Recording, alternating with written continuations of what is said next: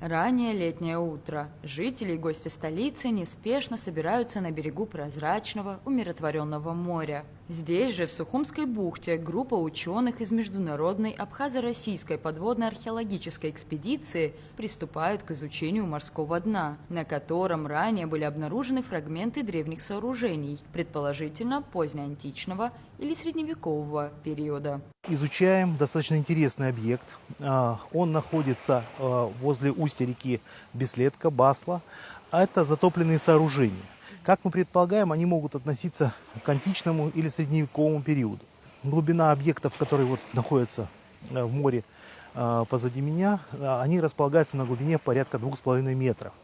Это остатки оборонительной башни и стены, то есть каменная кладка на известковом растворе.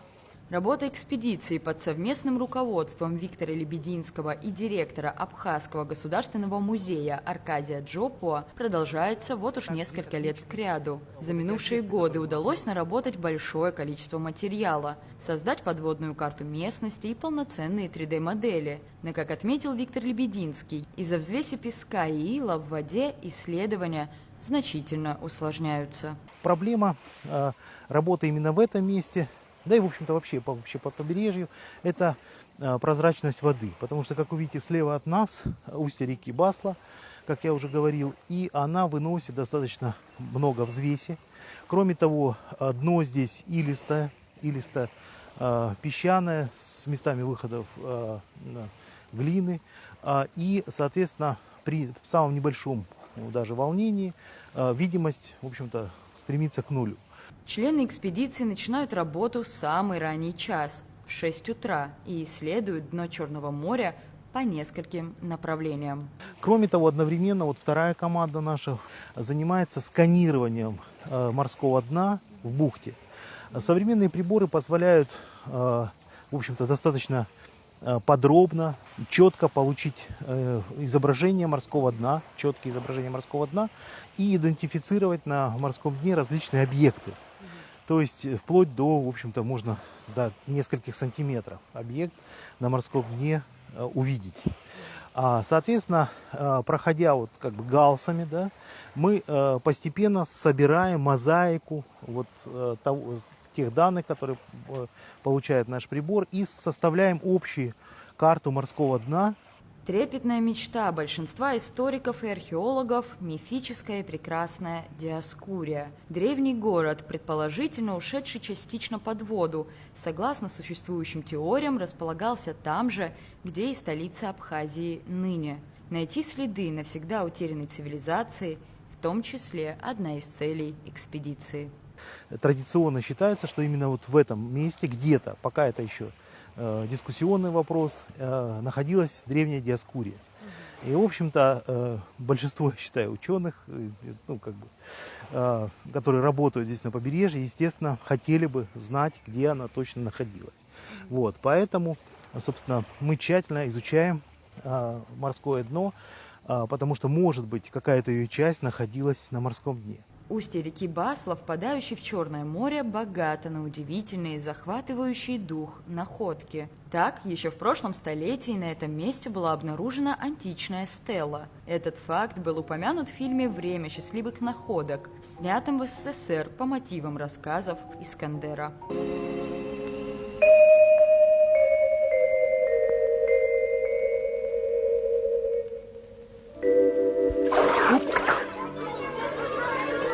Видал? Что?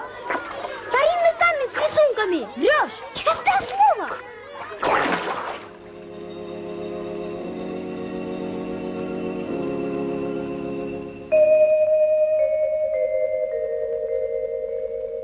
Здесь же, в этом районе, была в свое время, несколько десятилетий назад, найдена уникальная стела 5 века до нашей эры, мраморная надгробная стела, которая как раз, вероятнее всего, относится к Диоскурии. Она сейчас находится, экспонируется в Абхазском государственном музее. В принципе, все, кто хочет, может посмотреть этот уникальный, можно сказать, уникальный предмет.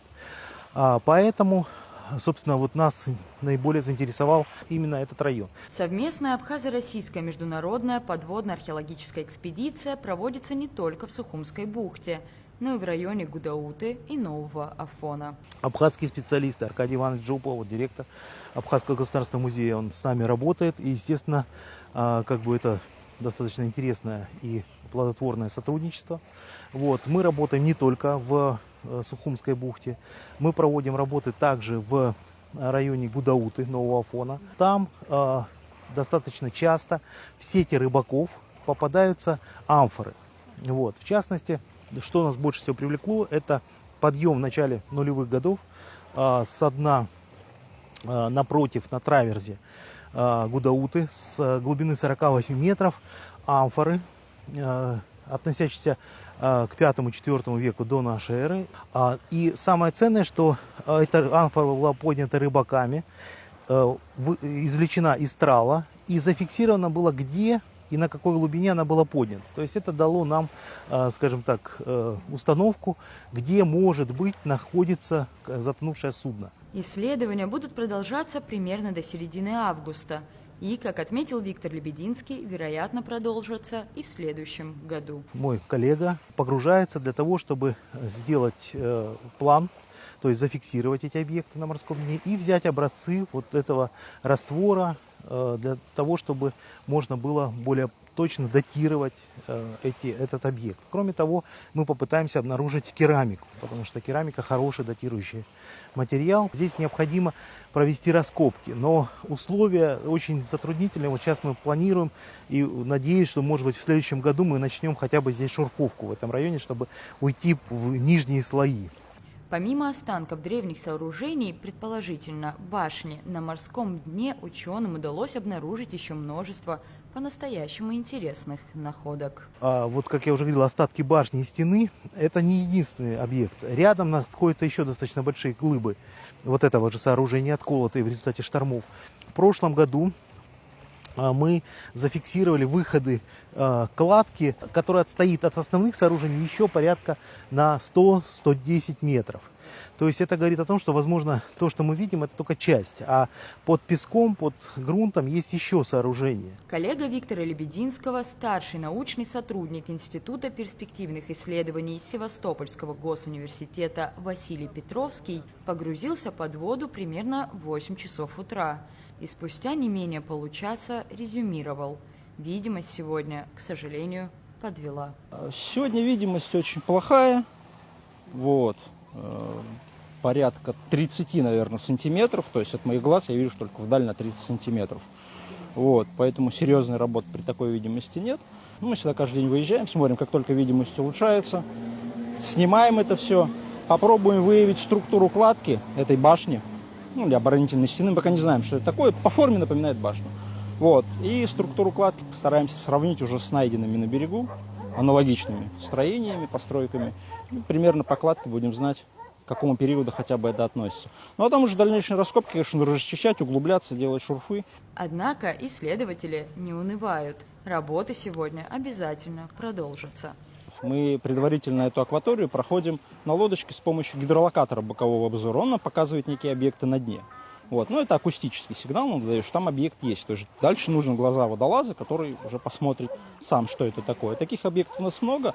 Так как видимость здесь плохая, мы переключаемся на те объекты. Предварительно осмотреть, что это, ну, поймем. Ну, то есть современный мусор или, может, что-то там древнее. Международная абхазо-российская экспедиция организована Институтом востоковедения Российской академии наук, Севастопольским государственным университетом и Абхазским государственным музеем. Рада Чачава, Торник Амичба, Абаза ТВ.